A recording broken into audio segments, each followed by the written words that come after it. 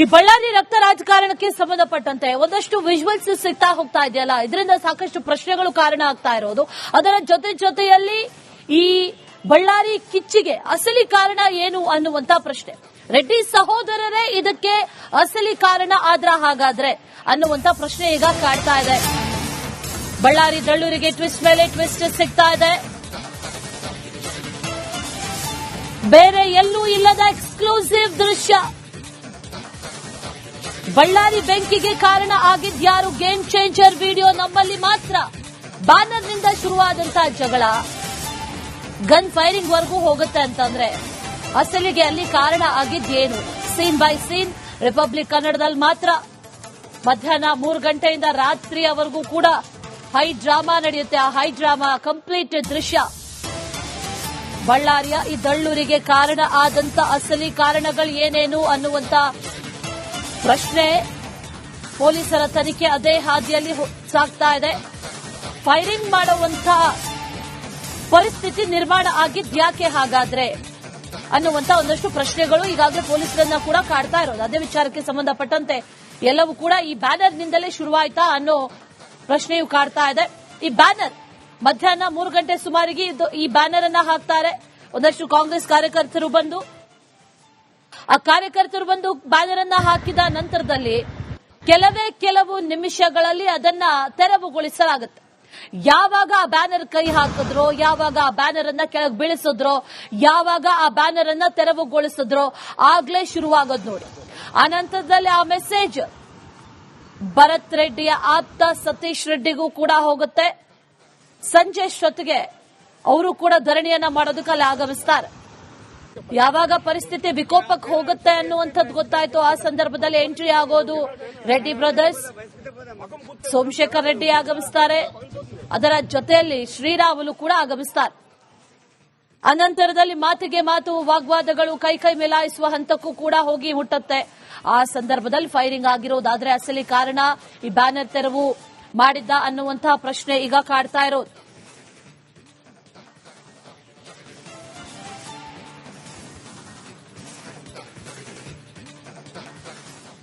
ರಾತ್ರಿ ಸರಿಯಾಗಿ 7 ಗಂಟೆಯ ಸುಮಾರಿಗೆ ಈ ಪ್ರತಿಭಟನಾ ಸ್ಥಳಕ್ಕೆ ಸೋಮಶೇಖರ್ ರೆಡ್ಡಿ ಎಂಟ್ರಿ ಕೊಡ್ತಾರೆ.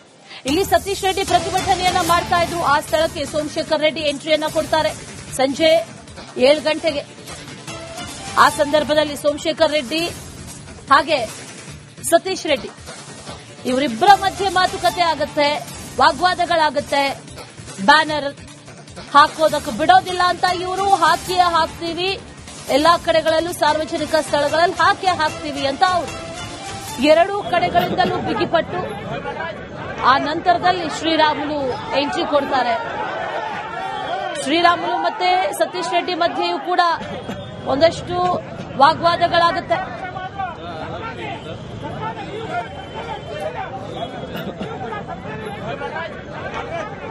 ಬಳ್ಳಾರಿ ಗಲಭೆಯ ರಣರೋಚಕ ಎಕ್ಸ್ಕ್ಲೂಸಿವ್.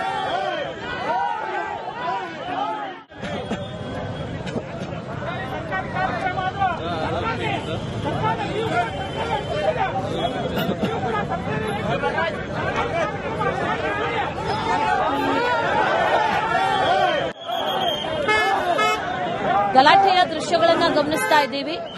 ಇದು ಸೋಮಶೇಖರ್ ರೆಡ್ಡಿ ಜೊತೆಗೆ ಶ್ರೀರಾಮುಲು ಇವರೆಲ್ಲ ಎಂಟ್ರಿ ಆದ ನಂತರದ ವಿಜುವಲ್ಸ್.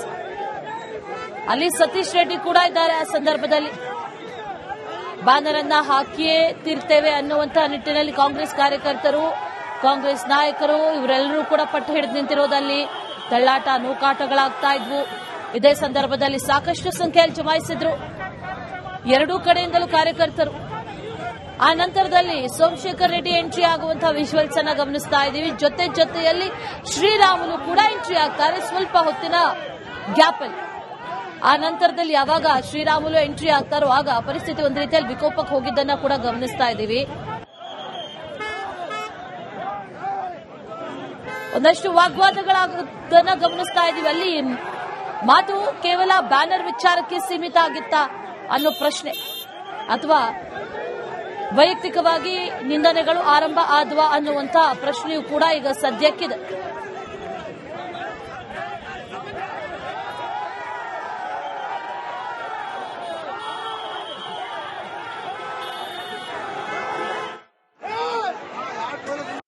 ಇದು ಈಗ ಗಮನಿಸ್ತಾ ಇರೋದು ಫೈರಿಂಗ್ ನ ದೃಶ್ಯ. ಅಂದ್ರೆ ಸುಮಾರು 9 ಗಂಟೆಯ ನಂತರದಲ್ಲಿ ಫೈರಿಂಗ್ ಆಯ್ತಲ್ವಾ, 8:30, 9:30 ಮಧ್ಯದಲ್ಲಿ ಫೈರಿಂಗ್ ಆಗಿರೋದು. ಈಗಾಗಲೇ ಅದರ ವಿಜುವಲ್ಸ್ ಕೂಡ ಸಿಕ್ಕಿದೆ. ಅದನ್ನ ಗಮನಿಸ್ತಾ ಇದ್ರೆ ಮೊದಲು ಯಾವ ಕಡೆಯಿಂದ ಫೈರಿಂಗ್ ಆಯ್ತು, ಹಾಗಾದ್ರೆ ಅಲ್ಲಿವರೆಗೂ ವಾಗ್ವಾದ, ತಳ್ಳಾಟ, ನೂಕಾಟ, ಕೈ ಮಿಲಾಯಿಸುವ ಹಂತಕ್ಕೆ ಬಂದಂತ ಈ ಗಲಾಟೆ ಫೈರಿಂಗ್ ವರೆಗೂ ಹೋಗುವಂತಹ ಹಂತ ತಲುಪಿದ ಹೇಗೆ? ಇಲ್ಲಿ ಅಂಗರಕ್ಷಕರಿಗೆ ಇರುವಂತಹ ಒಂದಷ್ಟು ರೂಲ್ಸ್ ಅಂಡ್ ರೆಗ್ಯುಲೇಷನ್ಸ್ ಅಂತಂದ್ರೆ, ಯಾರಿಗೆ ಅಂಗರಕ್ಷಕರಾಗಿರ್ತಾರೋ ಅವ್ರಿಗೆ ಏನಾದ್ರೂ ಆಗುವಂತ ಸಂದರ್ಭದಲ್ಲಿ ಅಥವಾ ಅವ್ರಿಗೆ ಜೀವಕ್ಕೆ ಹಾನಿ ಆಗುತ್ತೆ ಅನ್ನುವಂತ ಸಂದರ್ಭದಲ್ಲಿ ಅವ್ರ ಮೇಲೆ ಯಾರಾದ್ರೂ ಹಲ್ಲೆಯನ್ನ ಮಾಡಿದಂತಹ ಸಂದರ್ಭದಲ್ಲಿ ಅವರನ್ನ ಮ್ಯಾಕ್ಸ್ ಟು ಮ್ಯಾಕ್ಸ್ ರಕ್ಷಿಸ್ತಾರೆ. ಆದ್ರೆ ಫೈರಿಂಗ್ ಮಾಡುವಂತ ಸಂದರ್ಭ ಯಾಕೆ ಬಂತು? ಫೈರಿಂಗ್ ಮಾಡೋದಕ್ಕೆ ಯಾಕೆ ಮುಂದಾದ್ರು? ಗಾಳಿಯಲ್ಲಿ ಗುಂಡು ಹಾರಿಸಿದ್ದ ಅಥವಾ ಯಾರನ್ನಾದ್ರೂ ಗುರಿಯಾಗಿಸಿ ಹಾರಿಸದ ಅನ್ನೋ ಪ್ರಶ್ನೆಗಳು.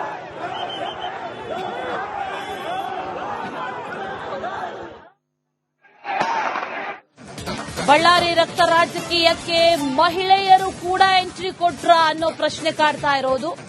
ರಸ್ತೆಯಲ್ಲೇ ದೊಣ್ಣೆ ಹಿಡಿದು ಮಹಿಳೆಯರು ನಿಂತಿದ್ರು. ರಾಶಿ ದೊಣ್ಣೆ ಸಿಕ್ಕಂತಹ ಪ್ರಕರಣಕ್ಕೆ ಈಗ ಟ್ವಿಸ್ಟ್ ಸಿಗ್ತಾ ಇದೆ. ರೆಡ್ಡಿ ಮನೆಯಲ್ಲಿ ರಾಶಿ ದೊಣ್ಣೆಗಳು ಸಿಕ್ಕು. ಇದು ಯಾಕಾಗಿ ಅರೇಂಜ್ ಮಾಡ್ಕೊಂಡಿರೋದು ಅಥವಾ ಅರೇಂಜ್ಮೆಂಟ್ಸ್ ಆದ್ಮೇಲೆ ತಂದು ಹಾಕಿರೋದಾ? ಇದರಿಂದ ಏನಾದ್ರು ಹಲ್ಲೆ ನಡೆಸಿದ ನಂತರದಲ್ಲಿ ಇಲ್ಲೇ ಏನಾದ್ರೂ ತಂದು ಹಾಕಿದ್ರ? ಸ್ಟೋರ್ ಮಾಡ್ಕೊಂಡು ಇಟ್ಕೊಂಡಿದ್ ಯಾಕೆ ಅನ್ನೋ ಪ್ರಶ್ನೆ. ಈಗಾಗಲೇ ರೆಡ್ಡಿ ಒಂದಷ್ಟು ಆರೋಪಗಳನ್ನ ಮಾಡಿದ್ರು. ಪೆಟ್ರೋಲ್ ಬಾಂಬ್ಗಳನ್ನ ತಂದಿದ್ರು, ಬಾಟ್ಲಿಗಳನ್ನ ತಂದಿದ್ರು. ಅದರಲ್ಲಿ ಏನಿತ್ತು? ಹಾಗಾದ್ರೆ ಅಸಲಿ ಟಾರ್ಗೆಟ್ ನಾನೇ ಆಗಿದ್ದೆ, ನನ್ನ ಮೇಲೆ ಗುಂಡು ಹಾರಿಸೋದಕ್ಕೆ ಬಂದ್ರು ಅನ್ನುವಂಥದ್ದಾದ್ರೆ ಈ ವಿಜುವಲ್ಸ್ ಇದೆಯಲ್ಲ, ಇದು ದೊಣ್ಣೆ ಹಿಡ್ಕೊಂಡು ನಿಂತಿರೋದು ಮಹಿಳೆಯರು.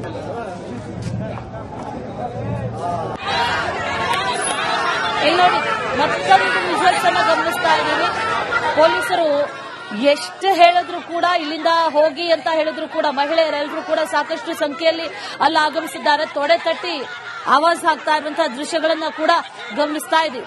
ಇಲ್ಲಿ ಸರ್ಕಾರದ ವಿರುದ್ಧ ಧಿಕ್ಕಾರವನ್ನ ಕೂಗ್ತಾ ಇರೋದು ಒಂದು ಕಡೆ, ಮತ್ತೊಂದು ಕಡೆಯಲ್ಲಿ ಯಾವಾಗ ಕಲ್ಲು ತೂರಾಟಗಳೆಲ್ಲ ಆದ್ವೋ ಆ ಸಂದರ್ಭದ ಒಂದಷ್ಟು ವಿಜುವಲ್ಸ್ ಇದು. ತೊಡೆ ತಟ್ಟಿ ಯಾರು ಬರ್ತೀರಾ ಅನ್ನುವಂಥ ರೀತಿಯಲ್ಲಿ ಇಲ್ಲಿ ಧಿಕ್ಕಾರವನ್ನ ಕೂಗ್ತಾ ಇರೋದು ಮಹಿಳೆಯರು. ಇವರೆಲ್ಲರೂ ಕೂಡ ಎಂಟ್ರಿ ಆಗಿದ್ದು 7:30-8 ಗಂಟೆಯ ನಂತರದಲ್ಲಿ. ಮಹಿಳೆಯರು ಕೂಡ ಹಾಗಾದ್ರೆ ಈ ಸಂದರ್ಭದಲ್ಲಿ ಇದ್ರು ಅನ್ನೋದು ಒಂದು. ಮತ್ತೊಂದು, ಅವರ ಕೈಯಲ್ಲಿ, ಒಂದಷ್ಟು ಜನರ ಕೈಯಲ್ಲಿ ದೊಣ್ಣೆಗಳು ಇವೆಲ್ಲ ಯಾಕೆ ಬಂದವು ಹಾಗಾದ್ರೆ ಅನ್ನೋ ಪ್ರಶ್ನೆ. ಸಾಕಷ್ಟು ಸಂಖ್ಯೆಯಲ್ಲಿ ಮಹಿಳೆಯರಿದ್ದಾರೆ ಅಲ್ಲಿ.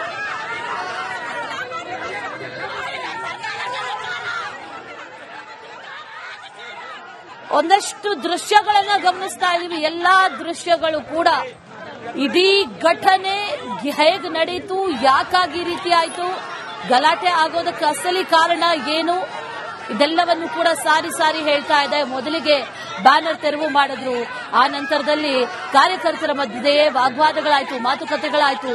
ಅದು ಎಲ್ಲಿವರೆಗೂ ಹೋಗಿ ತಲುಪ್ತು ಅಂತಂದ್ರೆ ಅದು ಭರತ್ ರೆಡ್ಡಿಯನ್ನು ತಲುಪ್ತು. ಆ ನಂತರದಲ್ಲಿ ಜನಾರ್ದನ್ ರೆಡ್ಡಿ ಕಿವಿಗೂ ಬಿತ್ತು. ಆ ನಂತರದಲ್ಲಿ ಯಾವಾಗ ವಾಗ್ವಾದಗಳಾಗುತ್ತೋ ಆಗ ಸತೀಶ್ ರೆಡ್ಡಿ ಎಂಟ್ರಿ ಆಗ್ತಾರೆ.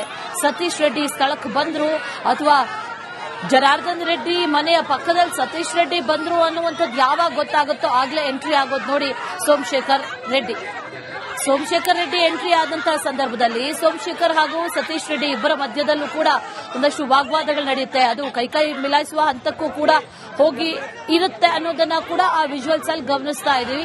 4ನೇ ವಿಜುವಲ್ಸ್ ಅನ್ನ ಗಮನಿಸ್ತಾ ಇದೀವಲ್ಲ, ಅಲ್ಲಿ ಮಾರ್ಕ್ ಮಾಡಿ ತೋರಿಸ್ತಾ ಇದೀವಿ. ಯಾವಾಗ ಸೋಮಶೇಖರ್ ರೆಡ್ಡಿ ಎಂಟ್ರಿ ಆಗುತ್ತೋ ಆಗ ಪರಿಸ್ಥಿತಿ ವಿಕೋಪಕ್ಕೆ ಹೋಯಿತು ಅನ್ನೋದು ಬಹಳ ಕ್ಲಿಯರ್ ಆಗಿ ಗೊತ್ತಾಗ್ತಾ ಇರುವಂತ ಮಾಹಿತಿ. ಅದರ ಜೊತೆಯಲ್ಲಿ ಆ ನಂತರದಲ್ಲಿ ಸೋಮಶೇಖರ್ ರೆಡ್ಡಿ, ಸತೀಶ್ ರೆಡ್ಡಿ ಇಬ್ಬರ ಮಧ್ಯದಲ್ಲೂ ಕೂಡ ಒಂದು ಮಾತಿನ ಫೈಟ್ ನಡೀತಾ ಇರುವಂತಹ ಸಂದರ್ಭದಲ್ಲಿ ಶ್ರೀರಾಮುಲು ಎಂಟ್ರಿ ಆಗುತ್ತೆ. ಆ ನಂತರದಲ್ಲಿ ಶ್ರೀರಾಮುಲು ಹಾಗೆ ಸತೀಶ್ ರೆಡ್ಡಿ ಆ ಗ್ಯಾಂಗ್ ಮಧ್ಯೆ, ಇಬ್ಬರ ಆ ಎರಡು ಕಾರ್ಯಕರ್ತರ ಮಧ್ಯೆಯೂ ಕೂಡ ವಾಗ್ವಾದಗಳು ಶುರುವಾಗುತ್ತೆ, ಗಲಾಟೆ ಆಗುತ್ತೆ. ಆ ನಂತರದಲ್ಲಿ ನಡೆಯೋದು ಫೈರಿಂಗ್. ಈ ಫೈರಿಂಗ್ ಹಂತಕ್ಕೆ ಯಾಕೆ ಹೋಯ್ತು ಅನ್ನೋದೇ ಸದ್ಯಕ್ಕಿರುವಂತಹ ಪ್ರಶ್ನೆ.